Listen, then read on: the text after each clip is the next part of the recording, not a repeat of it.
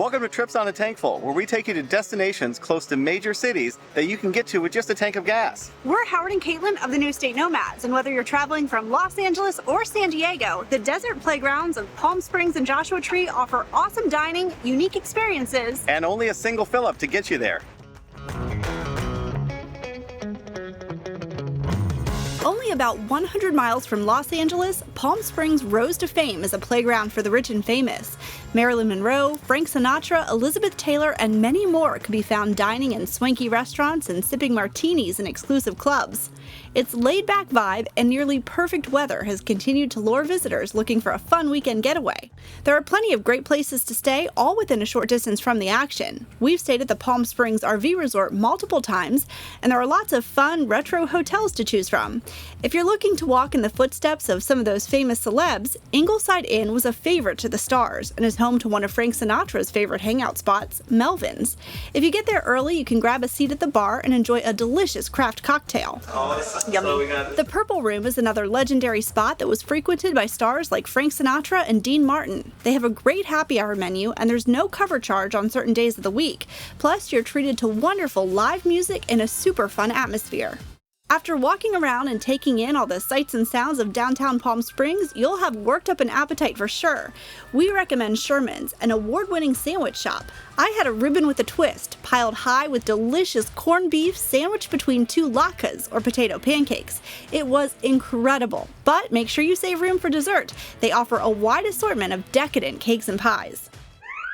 Lasers activated. Use the button that lights up without breaking the beams. Our next recommendation may surprise you a bit. Yes, we're telling you to do an escape room in Palm Springs. That's because this is one of the largest and best in the state of California. There's another lockbox, guys. And if you've never done one before, it's a great place to start. The owners of Escape Room Palm Springs designed and built every room themselves in the 6,000 square foot property. The games are next level with a variety of puzzles, locks, and mechanical elements, making the rooms and their challenges highly interactive. I love the detail here. This is by far one of the most detailed escape rooms I think I've ever been in. Ready. They even have a one-of-a-kind player versus player challenge, where one of you is the mole sabotaging the game, and the rest have to work together to save the ship and figure it out.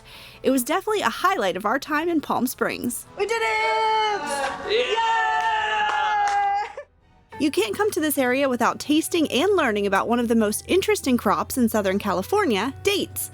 At Shields Date Farm, you can learn all about the history and cultivation dating back to the late 1800s. We just watched a fascinating documentary with a very cheeky title about how they cultivate and grow dates. It is a very hard crop to grow, and everything has to be done manually, including pollination. They permanently attach ladders to the palm trees because there is so much manual labor involved. While you're there, you can grab a delicious meal at the cafe and stroll through the date palm gardens. And don't forget to try a yummy date shake. It's a unique treat that you should have at least once in your life. While you're in the area, we hope you save enough time to visit one of the most iconic national parks in the country, Joshua Tree. Only about 45 minutes from Palm Springs, you can easily visit the park in a day and hit all of the must-visit spots.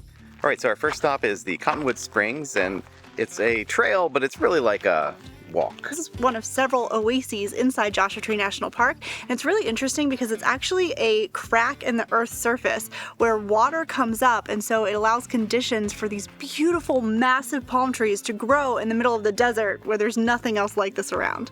It is so cool. It's a little interesting because if you come in through the south entrance, which is the Cottonwood Springs area, there are no Joshua trees for several more miles. You have to drive north in order to see most of the stuff. We are now at one of my favorite parts here in Joshua Tree, which is the Cholla Cactus Garden.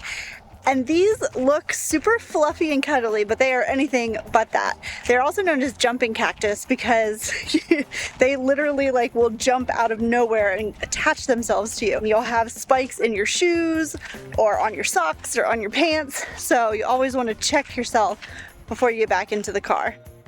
We're finally just now starting to see some Joshua trees, and they're scattered throughout the landscape. I'm getting really excited. And there's one that looks like a flagpole. It's tall and skinny, and then at the very top it has little branches. And that, I think, is the tallest Joshua tree in the world. Joshua trees grow really slowly. So this one potentially could be like 400 or more years old. It is important to note that there is no food, gas, or lodging aside from camping inside the park, so you'll definitely want to come prepared. So we've made it to Keys View, which is an absolutely beautiful, very high overlook that is beautiful at sunset or in the mornings, but it's also really cold. I don't have a jacket, so we're gonna try and do this as quickly as possible. You have to come here and stop and look at the amazing view, the valley and the desert, and it's just absolutely gorgeous. You can find all these stops and activities on Roadtrippers to plan your own Palm Springs getaway. And for more trips on a Tankful with Roadtrippers and the New State Nomads, check out the playlist below. Thanks for watching.